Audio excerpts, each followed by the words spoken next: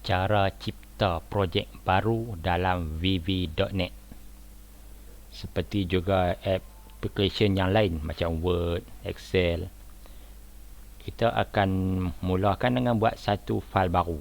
Lepas tu bila-bila masa kita boleh buka, boleh edit dan boleh guna. Macam tu juga nak create projek dalam VB.NET. Mula-mula kita akan start dengan buka software Visual Studio. Lepas tu sama ada kita nak cipta projek yang baru ataupun nak sambung projek yang lama. Hari ini saya tunjukkan cara nak cipta projek yang baru. Perhatikan di kawasan belah kanan ni, Get Start. Dia ada Clone Repository, Open Project or Solution, Open Local, Create New Project. Ambil yang ni.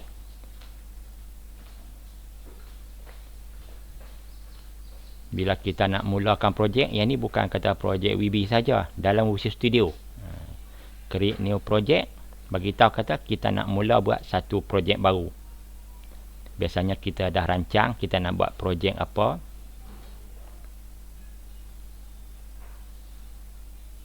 Antara projek-projek yang kita boleh buat. Di sini kita perhatikan dari Visual Basic. Sebab last kali saya pilih Visual Basic.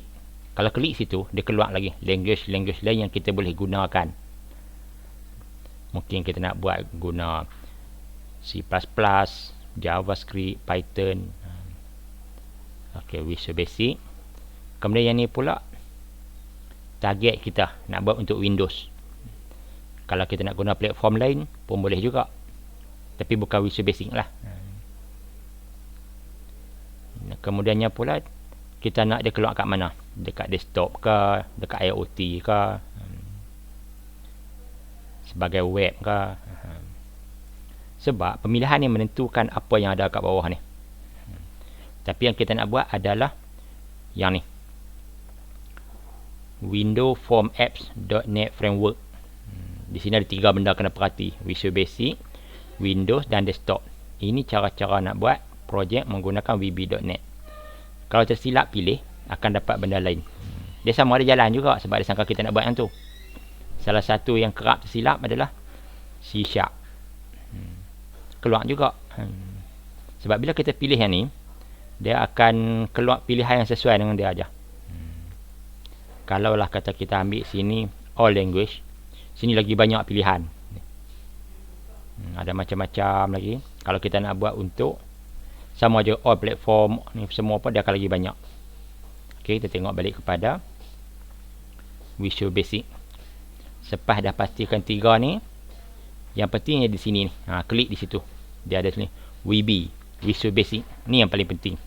Sebab kalau tersilap ambil language lain pun, dalam tu nanti akan nampak macam sama. Tapi bila buat coding banyak error sangat. Pokoknya silap pilih language. Selepas dah tu dah pilih window, pilih desktop. Dah confirm yang ni. Barulah ambil next. Di sini adalah recent project template. Kalau kita dah biasa buat, dia akan timbul ini. Kalau kita memang nak pakai ini, ambil ini saja pun boleh juga. Kalau yang ni, benda yang sama lah. Kecuali nak buat benda lain, jangan pilih yang ni lah. Ambil yang option yang lain. Dah pilih tu, ambil next. Okay, di sini yang pertama nama dia. Kita katakanlah kita nak buat nama projek tu, apa-apa nama pun boleh lah. Kita nama latihan pertama.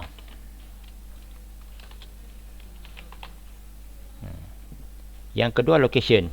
Penting kita kena tahu location kita supaya kita nak cari balik tahu di mana. Saat ni buat siap dah. Lepas tu esok-esok nak cari balik tak ingat simpan di mana. Yang ni yang dicadangkan dalam C dan folder user. Komputer ni nama M93Z, source, repost. Nak kekal di sini pun boleh. Saya saja kita nak buat, nak try tak pakai apa-apa boleh. Nak buat ke tempat lain pun boleh. Jadi nama solution, dia ambil daripada nama kita bagi, nak ubah boleh. Place solution in the same directory ni kalau biar pun tak apa. Framework, yang ni diikut yang latest dalam komputer kita 4.72. Kalau kita memerlukan yang lama, boleh juga framework 2, version 3, version 4. Jadi biasanya ni pun tak kacau juga. Kegunaan network framework version 2 atau version 3 ni, kalau target kita tu nanti nak bubuh di komputer lama, memang ada masalah. Hak yang kita buat sebelum ni tak boleh jalan sebab situ komputer lama, guna Windows lama, network framework dia pula version lama, version 3 dan tak pernah upgrade. Lepas tu tak boleh nak upgrade, ada masalah apa tak tahu, terpaksa baru kita ambil ni. Biasanya kita pakai yang default sajalah. Jadi kesimpulannya, bila kita buat project name je yang penting buh. Location tu biasanya di sini. Nak tukar bolehlah, tekan ni, carilah folder mana kita nak. Dan lepas bubuh ni, klik pada create. Maka kita tunggu dia akan buat persiapan untuk mewujudkan persekitaran untuk kita membangunkan application menggunakan VB.NET. Dia dalam Visual Studio ni, dia buat visual ni, artinya interface dia tu kita akan buat menggunakan mouse. Picit, tarik, dia ada segala alat-alat apa benda nak buh di situ.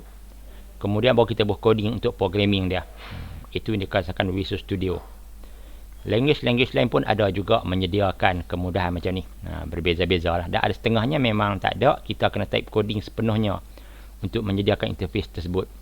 Tapi kemudian ada orang cipta tambahan untuk memudahkan kita nak design. Artinya, masa kita tengah design guna mouse tu, berlaku coding secara background.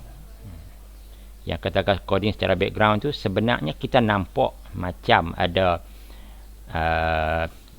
grafik di situ kan. Tetapi sebenarnya grafik itu dihasilkan oleh coding. Dan coding tu pula bukannya dibuat oleh kita, tapi sistem tu yang buatkan. Dia akan ambil masa lama sikit nak create tu, bergantung kepada pertama sekali RAM komputer, yang keduanya adalah hard disk. Kalau pakai hard disk lama HDD, dia slow lah kan. Kalau pakai hard disk baru SSD, dia 10 kali ganda lebih laju daripada hard disk lama tu. Kalau kita beli komputer baru lah ni, tak ada masalah dah lah. Tapi kalau kita masih pakai komputer lama, digalakkan tukar kepada hard disk yang baru. Dan RAM pun, kalau kita masih pakai RAM 4GB, memang slow lah. Yang komputer yang saya gunakan untuk ni adalah 8GB. Dan dia masih ambil masa yang lama juga. Jadi kalau boleh usahakanlah untuk tambah RAM tu. Yang selesa lah ni pakai adalah 16. Sebab kalau kata lama sangat, kita boleh buat macam orang lain juga. Di segi support tu dia mampu jalan juga. Tetapi di segi masa yang kita perlu tunggu untuk membolehkan dia jalan tu akan ambil masa yang lama. Okey, yang ni dah siap. Okay, di dalam ni, ini adalah form dia. Di bawah ni adalah scroll bar, kita boleh adjust ni. Okey, yang form ni kita boleh ubah size dia menggunakan ni. Nak guna mouse boleh, nak guna properties boleh. Di dalam ni kawasan properties, ini senarai form ya. Kalau kita tambah lagi dia akan ada di sini. Yang ni adalah komponen yang kita boleh tambah dalam ni. Dalam video yang lain saya akan terangkan cara-cara nak tambah komponen dalam ni.